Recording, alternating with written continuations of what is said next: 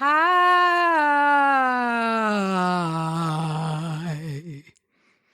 Macy, A, that was beautiful. B, are you excited to eat our tits off? I'm excited to eat both tits off. I'm making a peach cob tomorrow morning, and then I'm making a sweet patata cass. Ooh, a patata cass. Yeah, for Dude. theirs. So yeah, I'm ready to eat. I'm cleaning my whole goddamn fucking house. So I'm also really ready to just sit and talk bullshit with you for the next little while. Am ready to talk mad shit. Yeah. Yeah. It makes it sound like we're talking about something super controversial today, but I, for one, am not. I'm talking about, I don't know, whatever you want me to be talking about. Wow. Nice. Yeah. Non-committal. No, I'm going to be talking about, hey, Macy, ask me hey, Macy, say you sure wish that you knew what I was talking about. I really, really wish that I knew what you were talking about today. It would bring me a lot of clarity. Okay, Albite. Yeah. Yeah. Surprise. Talking about Albite. Albite. Look at you, you punny bitch. Albite? Albite. Albite. Albite. Albite. Okay. Yeah, I'm in. So I'm talking about a stone mineral, crystal rock today. And so here's the fucking deal. All right. So this topic bounced around a little bit, but I wound up settling on Stichtite in Serpentine. Now, I realize that's a mouthful. Stichtite. Stichtite in Serpentine specifically. They go together. Yeah. Or in this case, they go together. Sometimes you will see this called Atlanticite. Shut up. That's awesome. I know. There's caveats to this, though. So this episode is not titled Atlanticite. However, we're talking about Stichtite and Serpentine, which is the same thing, but it's not the same thing because we live in a world that has branding. So we're going to get into it. Great. Yeah. My mineral, my rock, my stone is also a bit of a slippery dick and just kind of finds its way into a bunch of other things. But like at the same time, I don't know, maybe not. So we'll get there.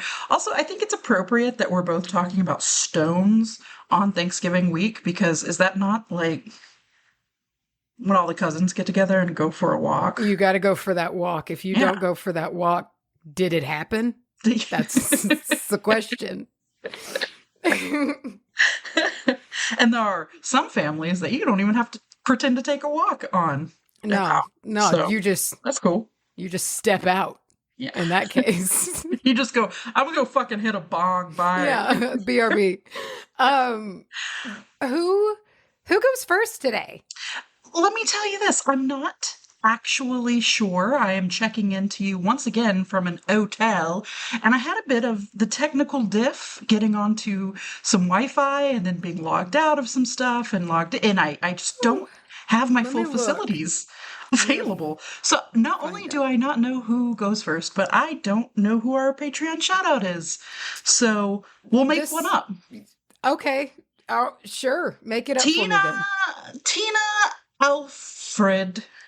Tina Alfred? That's a good name. Alfred. I'd believe that name if that rolled through our Patreon. I think they were legitimate. Yeah. That's definitely not a swindler's name. Tina Alfred deserves their own song. I don't know why you wouldn't. We do it for everyone. I know, you're right. This is our Patreon shout out for today. They get a song just like everybody else does. Yeah. I'm trying to think here because last night on impulse when I was crocheting, I put on like the 2006 movie Surf's Up, and Okay. Which kills. Okay. But it's got like a pool song soundtrack, you know? Yeah, I know you know what I mean by that. And so I'm trying to think of which one to use for, what was it, Tina Alfred? Tina Alfred. How do I remember this fake name, but I can't remember any of the ones when you tell them to me when they're real. Tina Alfred has magical powers. Okay. I think I'm zeroing in here. Go for it. Every morning there's a Tina Alfred hanging on the corner of my four-post bed. That actually was more macabre than I intended. Horrifying. It was when it was coming out that I was like, oh. Yeah. That's a jump scare and a half. Well, at least Tina Alfred's not real. Yeah. Well, Tina Alfred, it's our new thought form that we've created. Which, by the way, just really quickly, touching on thought forms and things that just sort of slip out of us. Cousin's Chicken has taken on a life of its own. You guys, we have been sent. We got to get a picture of like the little. No, I'm not great with the terms. I don't know if it's crochet. It's crocheted. Yeah. Crochet. Okay. Give me, actually, I want to talk about this. Give me like 2 seconds and I'm going to go get the card because I want to say their name. Wonderful. Because it's wonderful. 1 second. So I actually, I don't have chickens anymore due to catastrophe, but the one chicken that I was able to pass along to a friend of mine to thrive in her flock is named Cousin now. Aww. So her name is Cousin. We were sent 2 gorgeous, cute crochet chickens. Yes. By Amanda, and I love these 2 chickens so much. It came with a card with like this drawn chicken tarot card on the top, and it's so beautiful. And also somebody else, and I don't know if there was supposed to be like a gift thing in it so we could see like a note, but somebody else sent us each, me and you, a little black and white chicken salt shaker.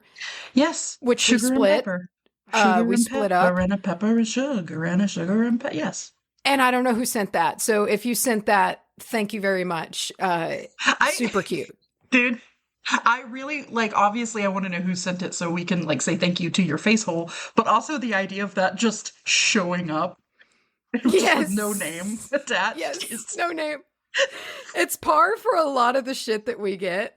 It just will be in an Amazon package. You guys are unhinged and I love it. Yeah, and it'll be super duper random and oftentimes not have a name. I just hit the backup recording track, by the way. Okay. All right.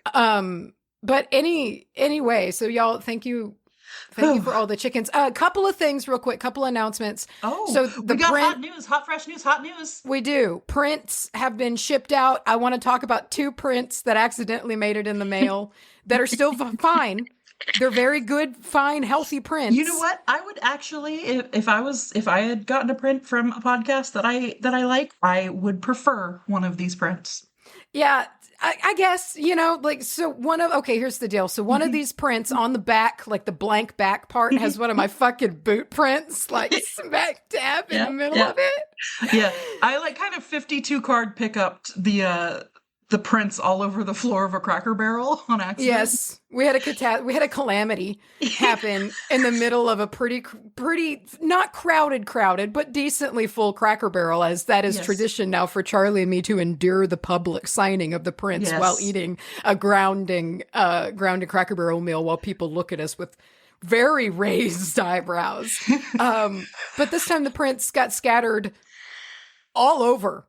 But they were okay. They were fine. But in the pickup process, I stepped on one and I was going to separate it and set it aside, but I didn't. So there's that. And then on the other one is we had an extra print, it turns out. And so someone has print 0. You're going to look at the back and it's going to say print 0. Special edition. Yeah, I'm putting it on the recording now. That's going to say print 0 of 126. And it's a completely different number from any of the other ones. So just know it's valid. It's just spatial.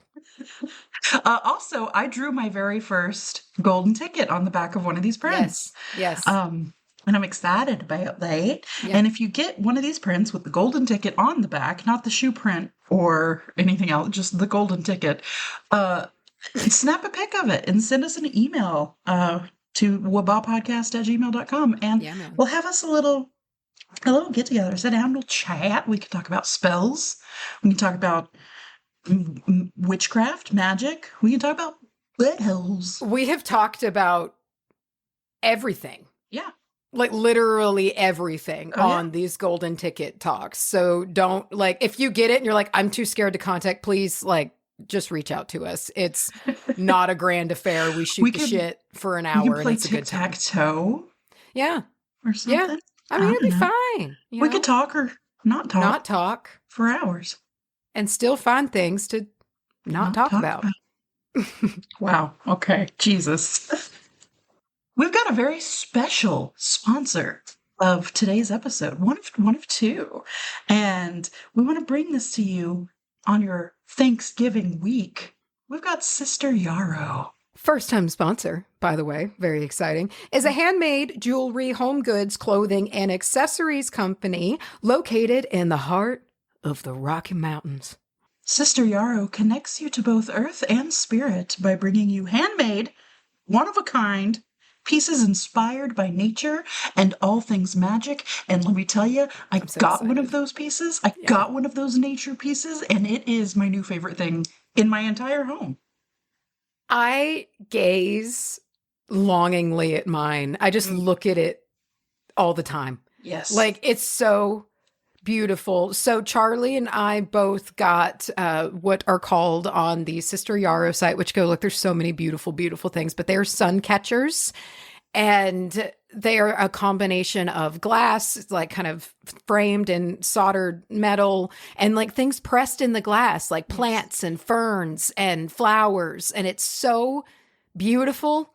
And I love it so much. Yeah. Mine, I got a smaller version, like a mini sun catcher version. And it's got like a sprig of, I believe, fern. Yeah. But I want to talk about the craftsmanship. Yes. The glass is so thick. Yeah. And the soldering is so heavy. Yeah. It is nice. It is a piece that reminds me of like, okay, this is going to be very specific, but you know in Casper with Christina. Dude, I know exactly what you're saying because I just rewatched Casper, and the whole time I was watching it, I was like, whoever the like set design person was the most texturally oriented person ever.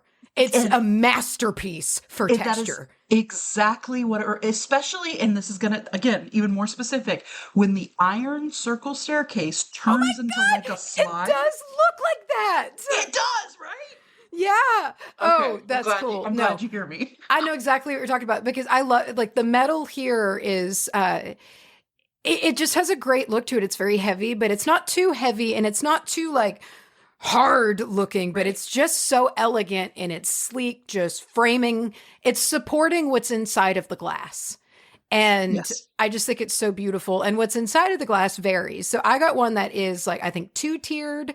The whole thing's about 24 inches long, and it's got different panes of glass with different flowers in it. And some, then it's got like these fractaling like crystals hanging from the end of it that like scatter all the light all over. So when the sun is setting in my dining room at a certain hour. Oh, it's rainbows, and it's so beautiful. So you just, and kind of underneath it all is that steel, you know, and it's just, it's so pretty. I love the combination of it. It's just architecturally and like made so nice. So let's talk a little bit about this maker, this creator making this beautiful things that were sent to us. So Madeline has been a handmade artist and maker for most of her life and started Sister Yarrow with the need to express herself creatively, magically, and to connect with her community.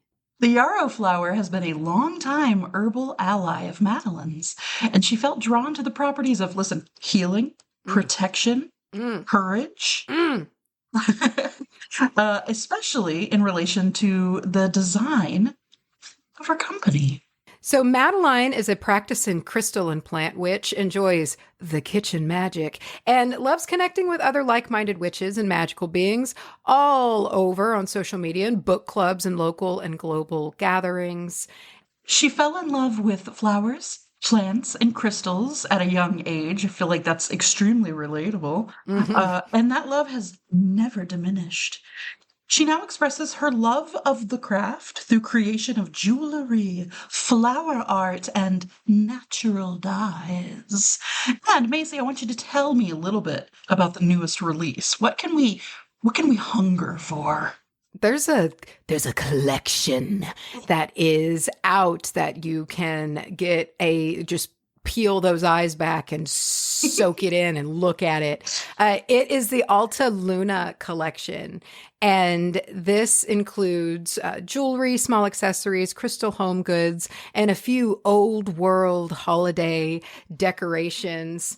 And seriously, there's so much on that website that is just breathtakingly gorgeous. Go give it a perusal. It's so beautiful over there.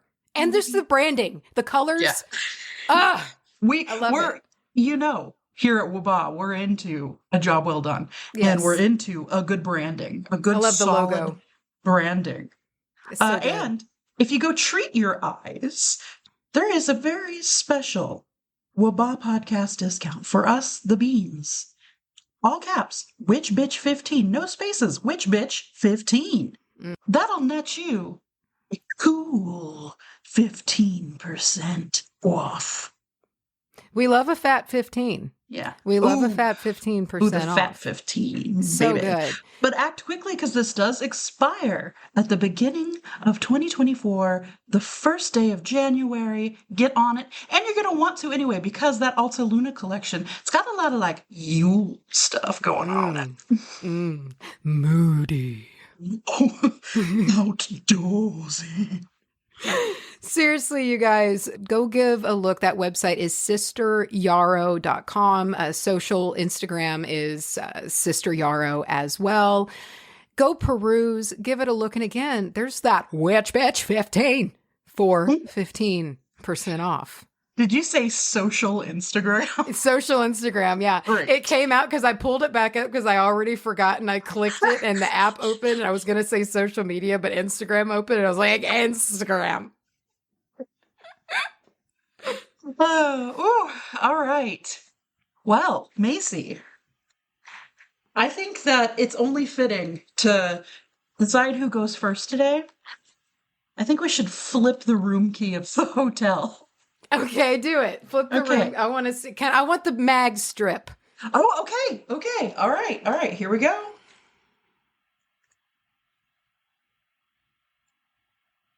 Did you hear that? It hit a zipper, so it kind of gave a little. No, there was an interesting collection of sounds. I heard that, and I was wondering what happened.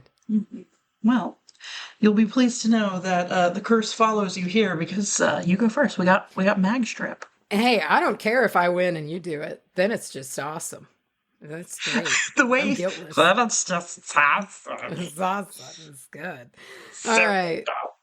We're talking about kind of a dual mineral situation today, right? So again, I'm going to remind you. I'm going to remind you because it's a lot. Because I don't remember. It was this fanciness. Stichtite in Serpentine. Mm-hmm. That sounds like a euphemism. You're gonna get so used to it by the time we're done with this, but it's still weird, and I get it. So to get into this, we need to talk about Stichtite because I'm pretty sure we've talked about Serpentine before. Serpentine's a bit more common, but Stichtite might not be one that you've heard of before, which is fine. Stick it tight. Also sounds like a way to tell somebody to wait. Just stick tight. Stick tight. Yeah. Because hang tight is a common one. Like stick tight, I'm pretty sure I feel like I have heard before. Stick tight. But it's gorgeous. Stick tight is. And to spell it, it is Stichtite. Oh, okay. So it's like stick. You know what I'm saying? Yeah. But it's a gorgeous purpley stone going on. Pretty purple Google hues. the sumbitch right now. Do it. It's great. So it's got all kinds of pretty colors going to it. It's kind of what initially I was going to talk about, but it was kind of hard to find enough info on Stichtite alone because so much of it would be like, you often find it in serpentine, and that is Stichtite and serpentine. I was like, oh, okay then. So this is kind of what I meant. This topic went all over the place. So there is a good amount of Stichtite in here because you kind of got to know about Stichtite to know about Stichtite and serpentine. It's pretty. It looks like the Joker. Yes, purple and green. You're getting purple and green. Yeah, it's really nice. And Stichtite was discovered in 1910 in Dundas, Tasmania, Australia. And it was named after one Robert Carl Sticht, who was the manager of a nearby mine, which was called the Mount Lyell Copper Mine. And Stichtite is considered a semi-precious gemstone. And it's found from a range of pink to purple hues, rarely red, sometimes. I like purple better. Should just stick to purple. Stick to the purple. It looks like purple taffy. Some of them are like a really creamy, opaque purple, and it looks like purple like saltwater taffy. Taffy, yeah. Yeah. So Stichtite, this is fun. Stichtite is a hydrated chromium magnesium carbonate mineral. I know what that means. Sure. Stichtite is often found mixed with chromite, serpentine, or both. Mineralogists usually just call this rock Stichtite in serpentine. To the point. There it is. Bam. It's Stichtite and serpentine. Yeah, you know what it is. Like, you see it. Don't even try. Serpentine. Yeah. But a well-known name for it has become Atlanticite. And here's something that I came across that I want to clear up here as to the specifics of Atlanticite. So it needs to be noted that Atlanticite is a legally trademarked name. So it's literally like Atlanticite TM, even though you don't see that a lot because there's a lot of confusion. But Atlanticite is a trademarked name. What's the point? What is the point? So it is, it's owned, essentially. That name for this, this is owned by, where's the company? It's trademarked in Victoria, Australia in the year 2003 by Crystal Universe Party Limited. Sure. And apparently the name was coined by an officer at the company. I don't know if they still are or not, but Gerald Pawley, and the name was trademarked specifically for this Stichtite in serpentine specimen that comes only from Stichtite Hill in Tasmania, Australia. That's it. So if they haul some of this shit from this mine, they have it trademarked as a brand name trademark. It is Atlanticite. It's very specific, though, to this location. It's kind of like calling all sparkling wine champagne, you know? This feels pedantic. I know, but the reason I'm saying that because it's easy to get confused and wonder if they're two different things. No, because you see them sold but no, just the fact that they slapped a brand name on a crystal is interesting. I appreciate you for bringing us the knowledge. Like, I like to know that. I'm not calling you. I'm just saying, you guy, Lord Lewis or whatever the name was, take a snack break. It is interesting. And so like, that's the only comparison I can think of. So it's like, like champagne is only technically made in Champagne, right? So here's the way you can think about it. All Atlanticite is Stichtite and serpentine, but all Stichtite and serpentine is not Atlanticite. You feel me? Okay. Yeah. Okay. It's dumb, but it is. And so technically, again, Atlanticite, genuine Atlanticite comes from that specific mine in Tasmania that's got that trademark slapped on it and out of Australia. So just wanted to clarify that because you see them both online. Often you'll just see like Atlanticite being sold, and it's technically, if again, it is pedantic. It's like, it's technically Stichtite and serpentine because it came from South Africa, so sure. This is the only mine that has that name. And a lot of the times when you look it up, it's like, it only comes from here. That doesn't seem to be the case. There's other sources for it. South Africa being seemingly the second most prominent. Let me ask you this. If I put a piece of Stichtite serpentine, Jesus, on a necklace. But then I put a piece of Atlanticite on a necklace. Am I making more off that Atlanticite necklace? Probably just because it sounds more glamorous. You know, it's this is Atlanticite. I mean, that sounds fucking tight as hell. It's awesome. Like, I get it. That was what made me want to talk about this, because I saw Atlanticite before I saw Stichtite and Serpentine. Atlanticite was the gateway drug. It brought me in, you know, and then I had to unravel it from there and walk it back. The gateway drug. Yes. So anyway, so it's not a different thing. You might see Stichtite and Serpentine. You might see Atlanticite. Structurally, they're the same thing. Locationally, they are different. And one has a trademark next to it. And love that. Another thing that you'll see that is also just wrong is that people will be selling only Stichtite, just the purple, which is still gorgeous, don't get me wrong, but they're selling Stichtite as Atlanticite. So it'll be like Stichtite, parentheses, Atlanticite. And it's like, no, it's not. But you see that a lot too. So, okay. So it's confusing out there. Generally find a good crystal seller that you like and that you trust, and you'll be all right. And you can ask the questions you don't know the answer to. It's nice. They probably know them. So, as with most things, consult a professional. Ask an expert. It's great. They know stuff. It's great. Another wrong thing that you'll see. Oh wait, no, sorry, that was me bitching about just Stichtite being Atlanticite. So. It still gets me, dude. Stick tight. It reminds me of flex tape. Okay, yeah, I see it. Yes. Yeah. And Sticky Buddy. Do you remember the Sticky Buddy video from way back? Yes. Ew. Classic. Wasn't that marketed kind of gross, or am I misremembering? Well, so that was during the Djibouti dubs days. So I only know the YouTube era dub of it. Yes, I don't even remember the actual ad. It's that part that memory's gone. Okay, fair enough. So to talk about, let's talk about Stichtite though for a second, because it's part of this world, and Stichtite as itself is soft. But you're part of this world. You're part of this world, aren't you? Aren't you? I tried to hold it in. You can't. It's an outburst. You got to let it out. It's a good one. Stichtite's soft. It's not.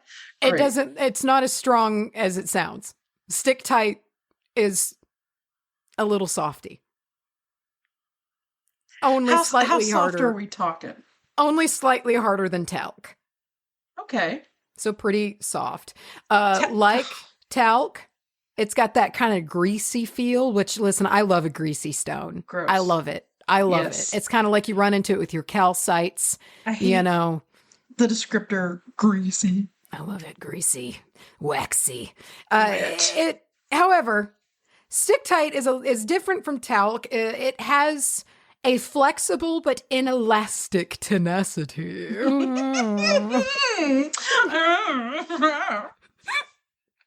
Dude, geology stuff is so funny to me. It's funny because we're acting like assholes about it, but I don't understand anything. To be so smart. Yeah. I couldn't know any less. So it can be bent, but what's interesting about it is that it can actually remain in the bent form afterwards. So okay. I don't know how you go about bending it, but it seems it's bendable without breaking, but it's that soft, right? In contrast, talc will just pop, if you go to try to, it crumbles. It's it's a soft crumbly, but the Mohs hardness of Stichtite, 1.5 to 2.5. Yeah. That's soft. Now that's soft. Now that is soft. So luster is waxy, greasy, or pearly. And let me tell you something, bro. How good do you think that cleavage is? Dare I say perfect? It's perfect. Oh. It's perfect. So, thank God. Finally some perfect cleavage around Some here. perfect cleavage in this town. Shit. So Serpentine, it seems, is it's a little harder, but see, here's the thing. So Serpentine is like a grouping of minerals. It's not necessarily just one thing. And if we've talked about this topic, listen, it was so long ago, I don't remember it. And since it wasn't like my primary topic today, I don't know the specifics of Serpentine, because we were talking about a hybrid situation here. But Serpentine as a mineral group, because at first when I looked at Mohs hardness of Serpentine, it said like 3 to 6. And I was like, what? That's not an answer. That's a large range. It's a large range because there's more than one mineral in this like little family that is serpentine. And the range of these minerals is a hardness of about 3 to 6. But I also saw like 2 to 5, 2.5 to 5.5. But it seems there's like that 3-point gap, kind of range of hardness with this family. So the lower range of that is still pretty low, but I feel like the serpentine is bringing a little more toughness to this. Not a lot, but a little bit more. When you got them together, it's a little bit stronger. I tried to find the Mohs hardness of both of them as like Stichtite in serpentine, and I could not find that information anywhere. Like I went on Mindat, which is like, Mindat really confuses me because it's like a bunch of numbers, but usually in there I can find something I can understand. Numbers with like the little sub footers that are also numbers? Yes, and yes. I immediately am out of my element and out of my breath. But usually I feel like it's my, like, if I need numbers, if I need data, I can find it on Mindat. Nothing. Can't find the hardness. But I'm assuming the serpentine is bringing a little bit extra into that. But that'll depend on the ratio of each. Because you might find some specimens that are like vibrant, kind of opaque pond algae green, like bright green, and then you'll just have a few little purple drops that look like ink on water of this Stichtite. So that's going to be like more serpentine, right? Sometimes you have some that are a lot more purple and the ratio is different. So appearance can vary a good bit with this stone, just depending on which one is in there more or less. So now, it is a soft stone. You're generally not going to be seeing it cut, like faceted like a gemstone. It's not cut out for that. And so instead, you see cabochons a lot. Cabs, which I love. Cabs. They're so pretty. Yeah. Kim taught me what those were. Me too. Yeah. You'll need to be gentle with your Stichtite and serpentine piece. Yes, be gentle with it. Treat it with care and affection. And so don't use an ultrasonic cleaner. Don't pop it in one of those, because that could, I think, just blow it up. I'm not really sure. I just saw that everywhere. Don't. It turns to powder. Yeah, don't put it in one of those sweet ass I want one of those so bad, but don't do it with this. Also, just stick to some gentle, mild soap and water and like a little soft brush. You don't want to use a wire brush on this. It'll probably scratch the hell out of it. Just give it gentle little baths. And don't be like me and try not to bang it on everything. And you'll probably be all right. All right. So let's get into the metaphysical. And we've got a kind of a dual property situation here because we're dealing with two different things. So Stichtite and serpentine is a stone of personal development. Aww. It has an energy of building and growth. And with the large serpentine inclusion, it's associated with the heart, emotions of the heart.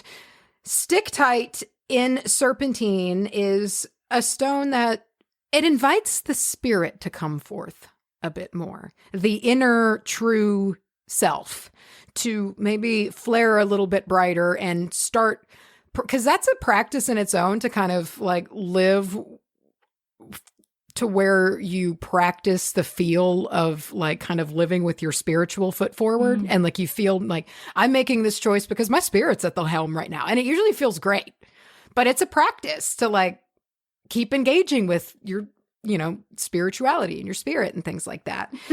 And this is a good one. This is a good one for that. If you are kind of working on building that connection of kind of spiritual self. So can I explain why I laughed? Because I feel like I just laughed sure. In a serious moment. Sorry. I just resonated with what you said so hard about like this. If you're trying to work on this, in my own head, I was like, yeah, Jesus, I sure do. And I laughed at my own self out loud.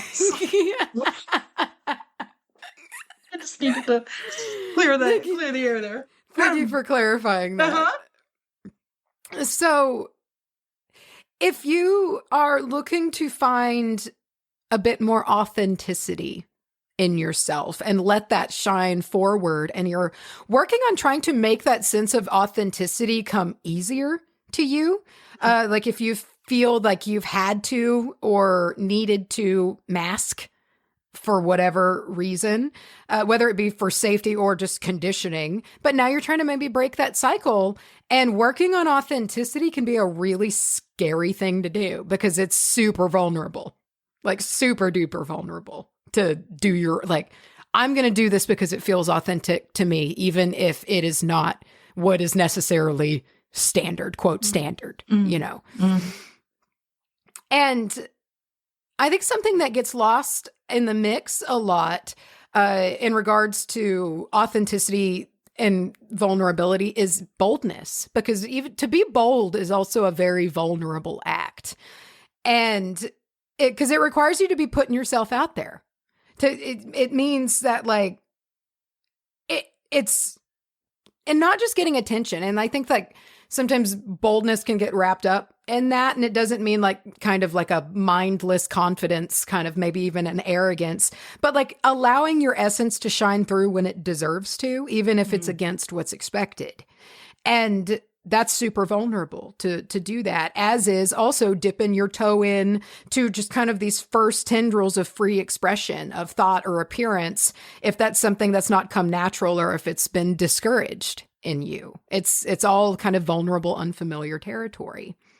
So having a nice, supportive, like emotional stone that's rooted in letting spirit shine forth could maybe be a good tool to have if you're looking at embarking on speaking your truth more, displaying yourself as you feel you're meant to be, whether it may be, or whatever it is that kind of has you practicing, prioritizing authentic acts.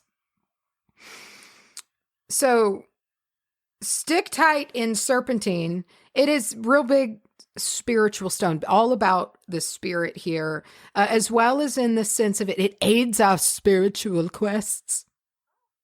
What a cute little guide. I know, I like it. It aids in belief of us and kind of personal trust in ourselves and in our spirit, aiding in kind of trusting our spiritual beliefs that we carry.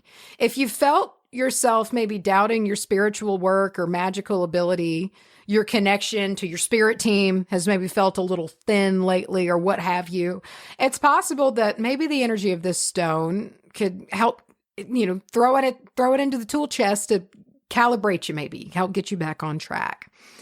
Because belief is it's a big piece of the puzzle. Otherwise, we kind of can just go through the motions, and especially if we're talking about magic and spell work. And intention, I think, is focused belief. Like if I had to try to describe it in a really concise way, and it's not just thinking about something, but believing in what we are doing to the point of putting our energy behind it to do something special. And when we do something with intention, we're doing it with a present state of mind. Like you're right there. You're right there, focused on it in the moment and believing in the significance of what it is. Otherwise, it's hard to be intentional about it. And you're just kind of doing stuff. And what changes is that intention, and our well of intention that we draw on is kind of filled by belief.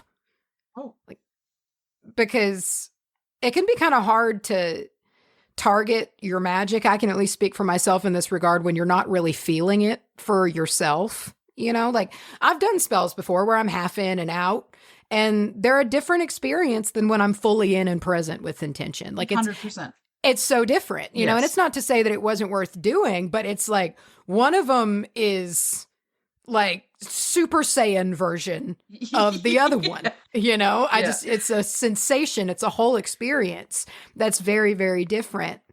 So any tools that you might have that can like kind of help fill that well can be useful to our magical practice, especially if you're a crystal person. Some people aren't as related to crystals as others, but some people fucking vibe to crystals, you know? And so if that's something that you know works for you, then maybe this is something to look into if you run into these situations now and again. Go Super Saiyan.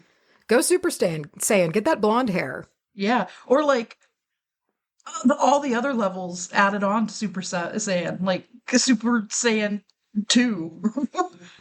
Blue, I used to know all of this. I used to know every bit of it. Actually, as I was saying it out loud, I was kind of proud. I was proud of myself. I was like, I know what it's called. And I got there and I was like, Super Saiyan 2? 2? Yeah. So,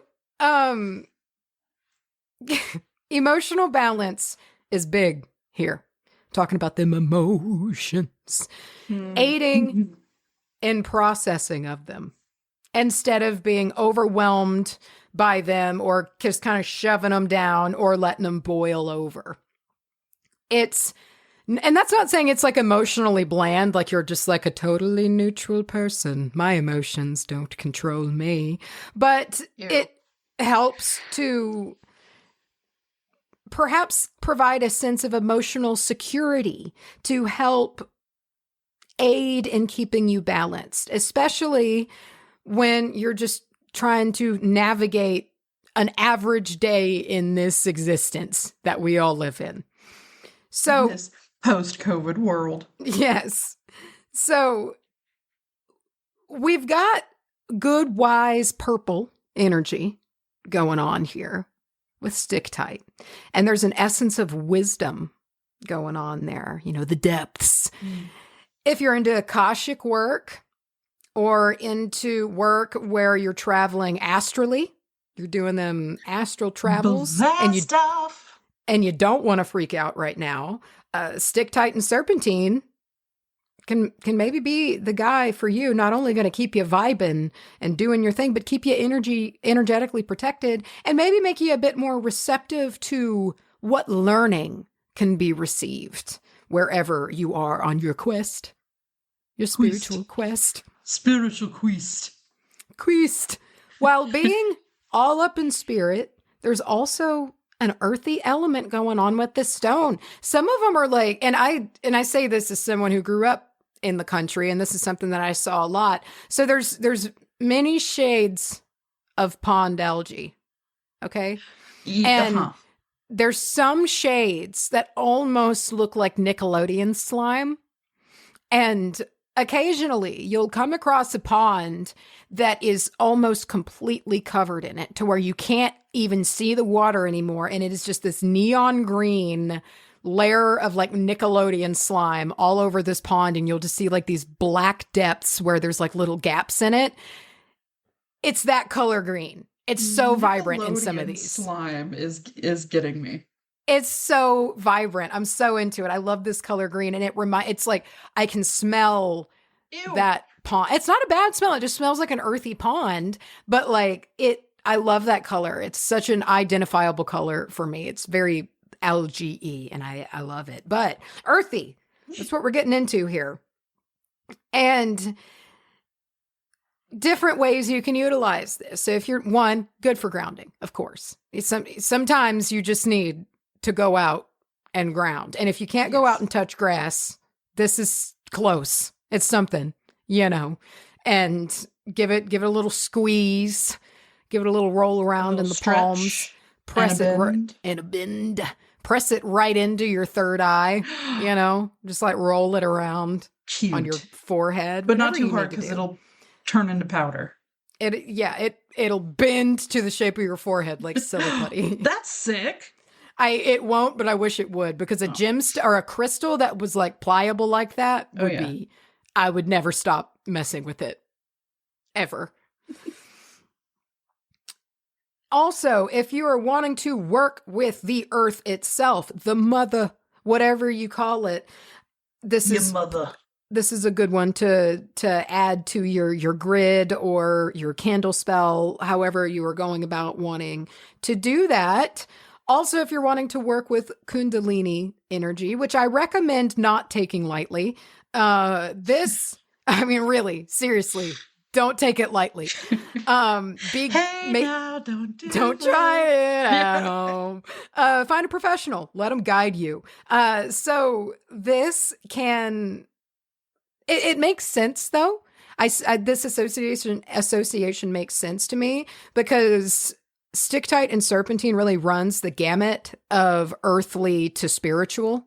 It kind of has that whole reach there, and it reminds me of the journey of the coiled serpent's journey up from the base, the kind of base of the spine up to the crown, and it just kind of, I feel like that spectrum kind of overlays to the top of that, and they run parallel with each other. So I end with 2 fun facts that I just found on a crystal site online for you. So here you go. The Hatfields and McCoys would have benefited greatly from the use of this crystal. Stop. Of all the things to come out of your mouth, that was so far down on my list. Okay. Dude, I became the blinking man when I read that. You may continue. It may have allowed them to end their feud. You know what? Good use of the word may. Maybe it would have. You could just throw may into anything. Into anything. It's what I do in every single crystal topic. So the same site also said that you can use Stichtite in Serpentine to call up the Lemurians. Super easy. Like, you just got to have 2 pieces of it. You put one on your third eye and you put one on your heart. And you get on that, and you get the Lemurians on the horn. I don't know who that is, dude. High beings. Beings. I don't know if they'd be classified as ultra terrestrials, but getting into the Lemurians, they're gonna tell you some shit, dude. So if anybody gets them on the horn, let me know. I want to know. Anyway, that was Stichtite and Serpentine. I don't want to know. If anyone does get them on the horn, don't tell me what they say. I want to know what the Lemurians. I want to know what the Lemurians have to say. Are they the ones up on Mount Shasta? I don't remember. I feel like I remember that from a Haunted Objects episode. You sounded like someone southern, like, aunt being like, are they the ones that live on, are they the ones from that there, Arkansas? Yeah. That there, yes. It came out. I'm already getting ready. We're gonna be with our family in a few days, and so I'm just already, my voice. It's like jumping the gun. My accent's already going back to the accent is coming out. Yes, it's happening. Yeah, it is. Macy and I want to take a minute to talk to you about our second sponsor, Ritual and Recovery Retreat. This is the 5-day, 4-night, all-inclusive retreat that's made for those looking to discover or rediscover their magic in a grounded way. So this is all going down in Sedona, Arizona. And Sedona, Arizona. So you literally cannot be in a more beautiful place that's already got such an incredible energy to it. Dude, I just feel like just being there alone, just your baseline of being there, you're already like whoop, whoop, whoop, whoop, whoop, whoop. Like you're vibrating. Going. Yes, dude. I can't imagine. So during this retreat, what are you going to learn? You're going to learn the witchy basics, like crystals, oils, herbs, intentions.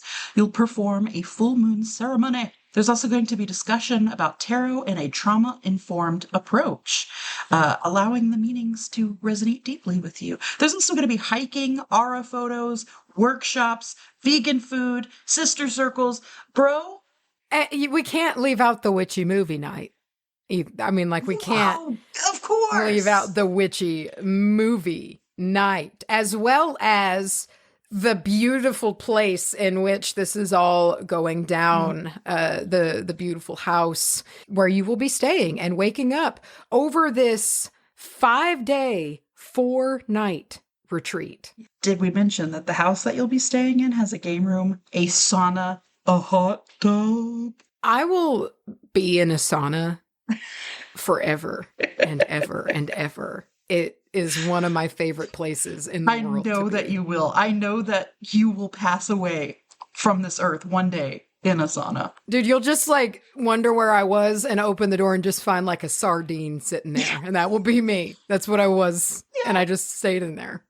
You're like a Macy-sized sardine. You're like the guy from SpongeBob who always wears like the brown pants. That's where I would be. Yeah. And when I wouldn't be in the sauna, there'd be all kinds of stuff going on over multiple days.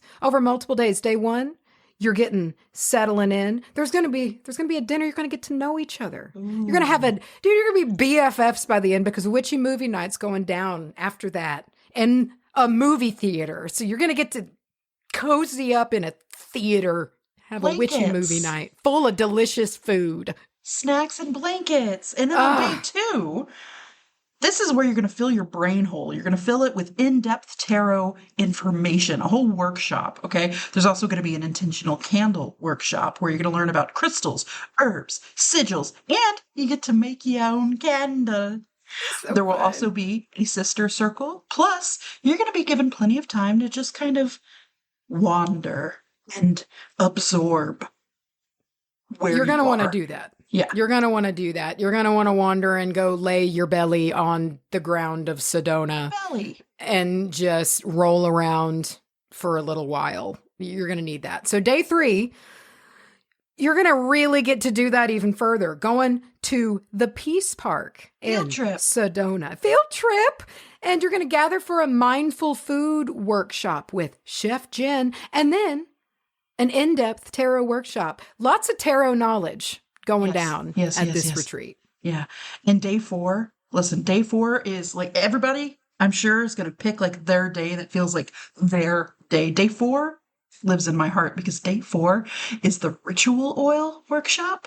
You're going to learn about all the intentions behind the oils within it, essential oils and herbs and everything. You're going to get to make your own oil.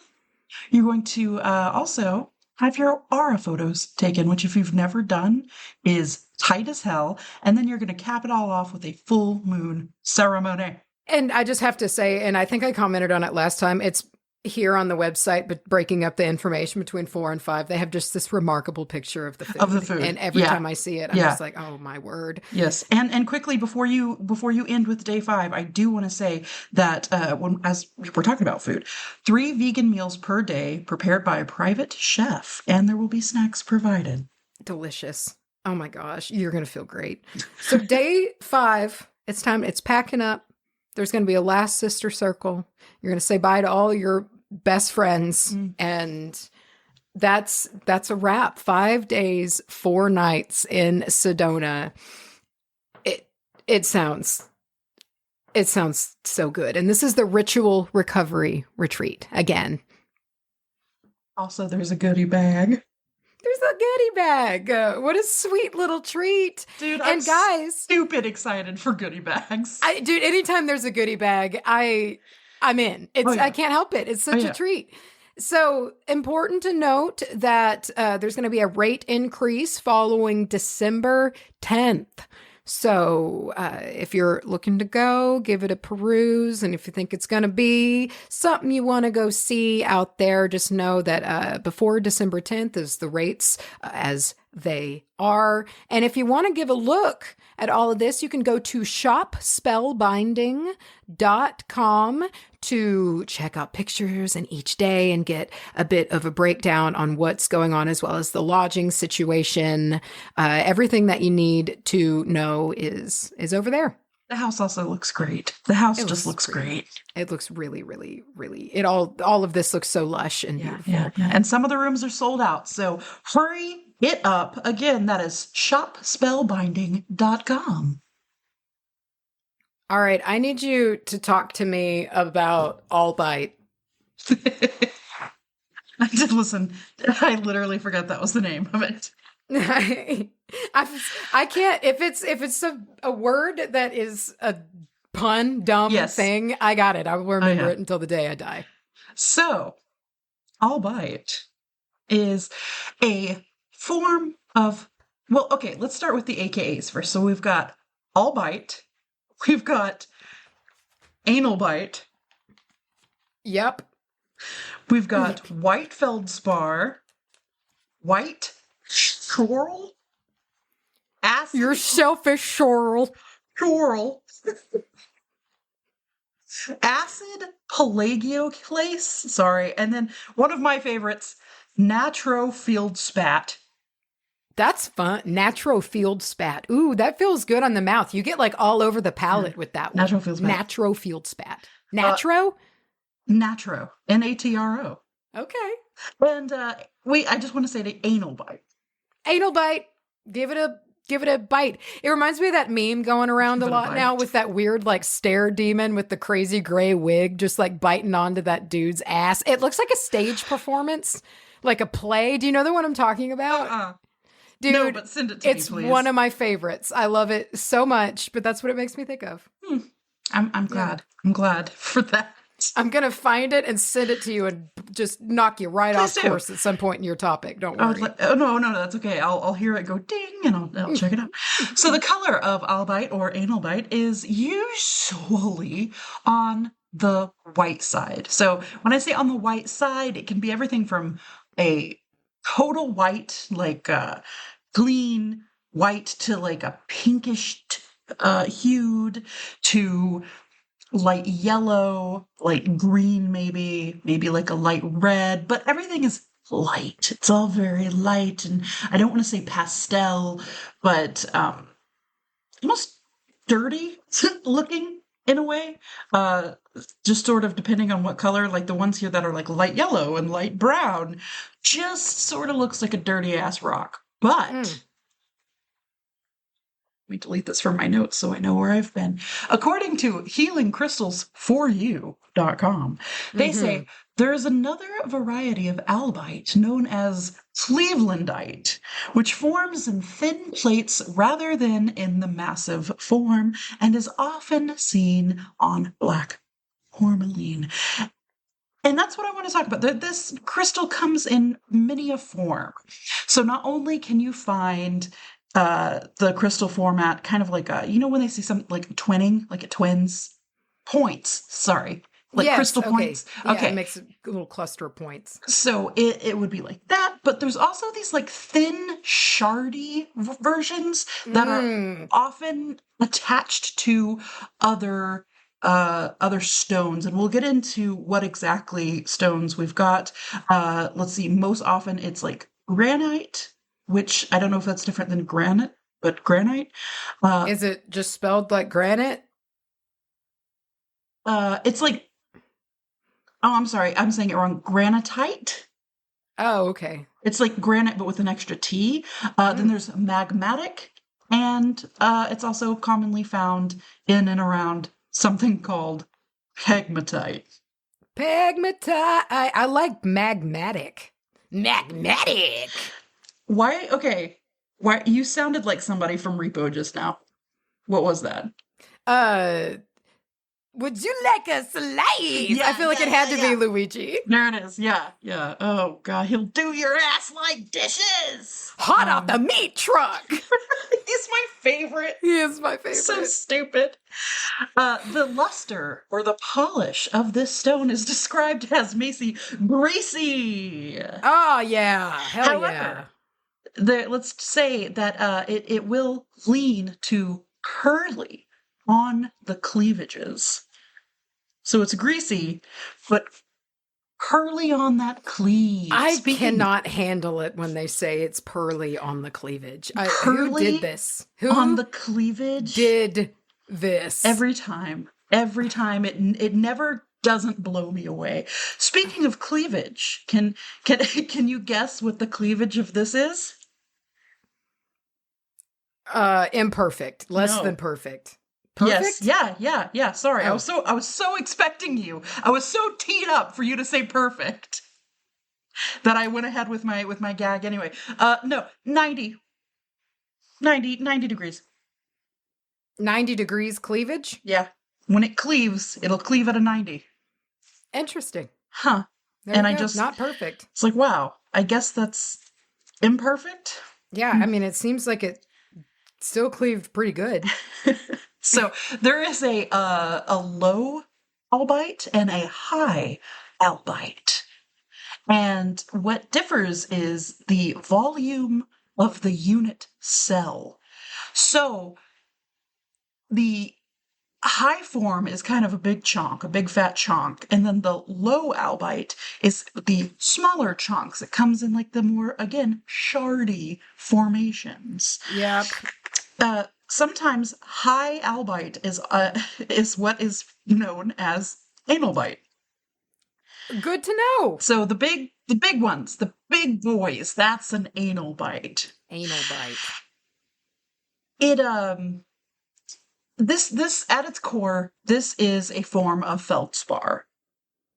However, it takes a lot longer for albite to crystallize than a lot of its feldspar cousins, allowing it to form in those big fuck off, like high albites, or those like very substantial low albites. So when you, even though it's a low albite, its volume is large. You're not just finding little crusties of it. It's like a whole hold in your hand kind of thing. So it was first reported, now not discovered, but reported in 1815 by Swedish chemists Johann Gahn and Jans Berzelius. Excuse me if that's not correct. And this stone is used largely like yours in those cabs. You can make jewelry out of it, but I don't want to say it's not pretty. It's just like,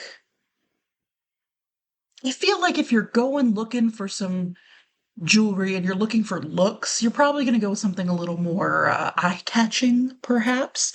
Yeah. However, if you get like a big F-off tab of this and it's just like a crusty looking, now that's impressive, okay? But typically, if we're talking small earrings or something like that, it's all right. Also, it is pretty it's pretty breakable. It's a feldspar, so it's kind of soft. It does have good cleavage, so that's something. Like it won't just turn into mush as soon as it hits the ground, but it will fracture. And because of that makes it really good in some industrial uses, like making glass, brother. Cool. Make glass out of some bitch. Awesome. Also, ceramics. Some ceramics have a ground up percentage of this in it, which is not surprising because feldspar, as I was looking up, feldspar and like types of feldspar make up a huge amount of our earth. So I don't even know if it's like meant to or if it's just like someone it just finds its way in there. Someone just made ceramics and they're like, oh, this is 90% fucking feldspar. It's also important to the soil. It helps things grow. It provides minerals and nutrients to the dirt, which is important. And it also acts sort of like clay in a way. And there are also certain elements of it that are, oh, I lost my place. Hope I find my way back one day. Anyway, there's something called I believe it's a trappish emerald. It's a type of emerald. Now, I looked it up. It looks like, you know, sometimes you get the peppermints like at a restaurant or something, but sometimes it's not the red peppermints, it's the green peppermints. Yeah. Okay. That's sort of what this looks like. And it looks like an iris to me, or like a wheel of cheese made of different slices. Like there'll be like an emerald slice, and then a slice of albite, and then a slice of emerald, and it's got the six pointed star, I guess, within it, and it's really, really pretty. It's also huge component of moonstone, which is also made by being layered, sort of layered in. This is not that cool kind of I wish there was a better word I'm looking for, like fan effect, or cheese wheels. What is the name of this again? So I can look at what the cheese wheel effect. It's a Tripesh emerald. Here, I'm gonna. Oh, wow. Neat. It looks like when people make candy. Like I've seen little candies. Yes, like yes. If you want to see this, this is Trapiche.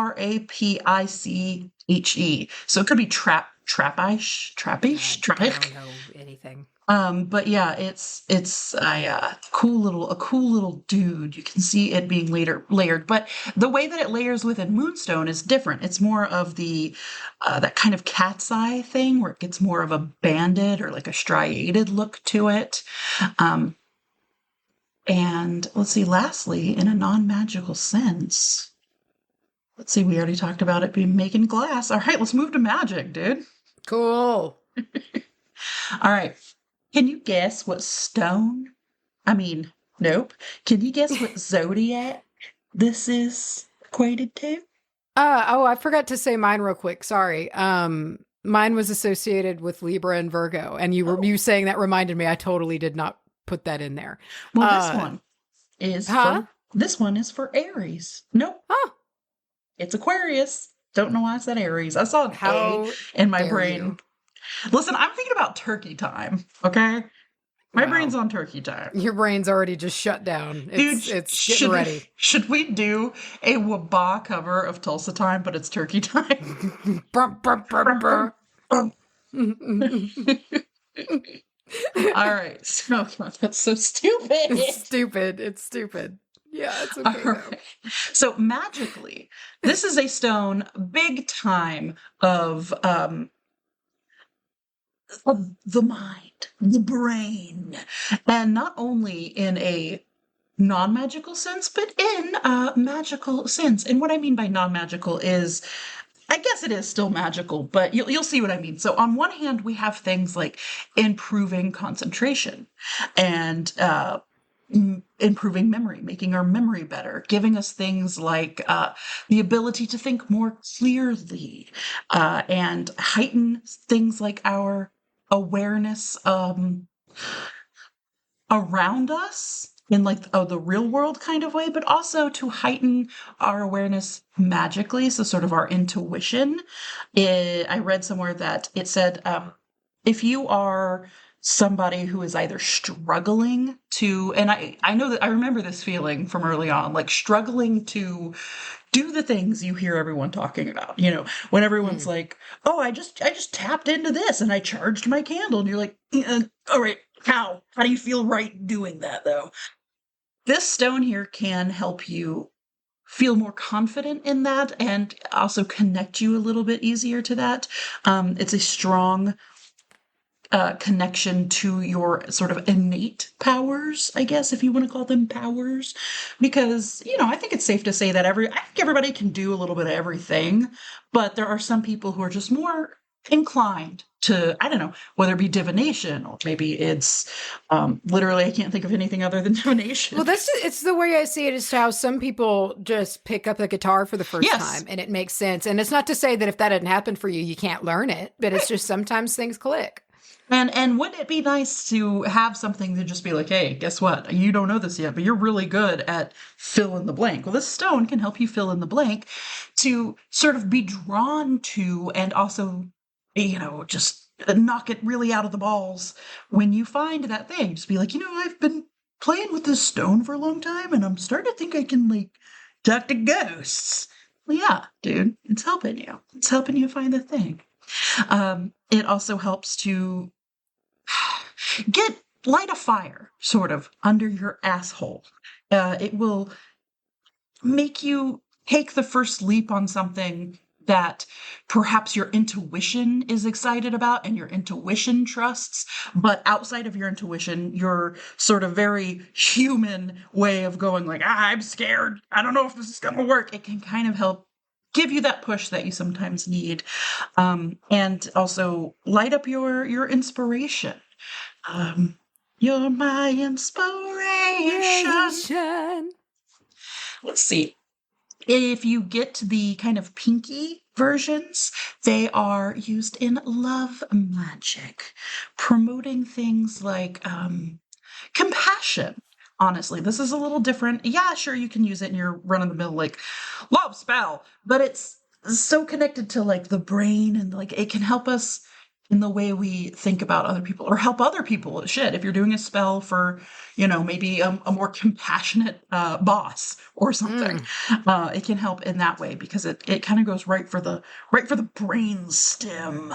If you are working with one of the more kind of white versions of the stone, it's good for clarity and purification, which makes sense because it kind of clears the way for your intuition to come through and speak when you don't necessarily always trust it. Which this is what's ringing Aquarius to me. Is like this high connection to whatever you want to call it, the divine or source or witchcraft, the ether, whatever you want to call it. But then there's also this very stubborn blockage of like, no, that's not how it is. No, I don't believe it. I can't do, no way. I'm not going to, what I mean? It's a really fun contradiction to be an Aquarius. As an Aquarius, does that make sense? Yeah, it does. And on the whole, Albite can bring us some peace and some clarity when we are going through hard parts of life. And there's a lot of stones that can help do this, but this one has the added benefit of getting us through with a little bit extra confidence than we might have, and also a little bit of an extra edge into seeking confidence from the divine. So we have the confidence coming from ourselves, but also being like, okay, this is a tough time, but I trust whatever higher power you trust, even if that's yourself or just chaos or random luck, you trust that that's going to come through for you. So that is anal bite, aka Albite. Wow. Yeah. I learned. Yeah. I learned today. What if the podcast ended right after that? I learned. Whoop-ah. I learned. Wow. Woo. Man. Well. I gotta just stretch. In a bend.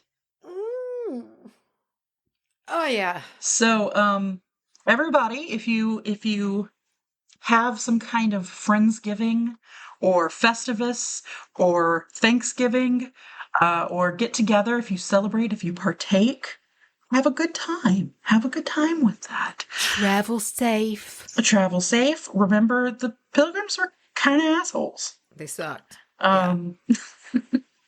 And that's all I have for you. Dude, I am so excited about this goddamn corn casserole I'm going to make. I have been craving it. I love corn casts. I love a corn cast. I've been wanting a corn cast and hoping somebody was going to make a corn cast. So I'm happy that it's you. Hope I don't let you down. You won't. You won't. I will. Any corn casserole will be serviceable for me. Serviceable. All right, everybody. We'll catch you next time. Oh, hey, listen here. If you are a patron, if you've got the access to the Zim Cap, we got a special little treat for you. We've got a special Thanksgiving Zim Cap coming up to you. And did we decide officially which one it was, Mace? I think so. I think it's a bit. Yeah, I think, and I think it's the season one. But I don't know if we have, because there's two. We're down to two. But either way, we're going to be doing one of the Thanksgiving themed episodes from Friends as a bit of a tribute to Matthew Perry. It's going to be a Wimp Cap. It's lasting 1 week. We're covering one episode before we got to go back down the river. Yes. And tune in for that. The Thanksgiving episode, something for you to listen to, maybe while your family fights about politics in the background. Oh, good. Yeah. Put your earbuds in. Put your earbuds in. Tune out. Go for that walk. And then just kind of tune in and chill out with some friends. And then after that, God damn it, we do indeed. We must sail down the river. We got to go down the river once again, and we're going to do it with you guys, and we're going to be strong. Okay? Yeah, we're going to finish strong. We're going to get through this. We're going to get we happy few. Oh, God, I hate Jack. Oh, I want to kick him in the hate butthole. Somebody made a perfect point. I think it was on Patreon. They were like, why does Jack not know how to park between the two lines? Like, he can't. Because his vehicle, his Bronco, is the most important thing in town. Okay, goodbye. I gotta get out of here. I gotta leave. I gotta go. Goodbye, everyone. Bye.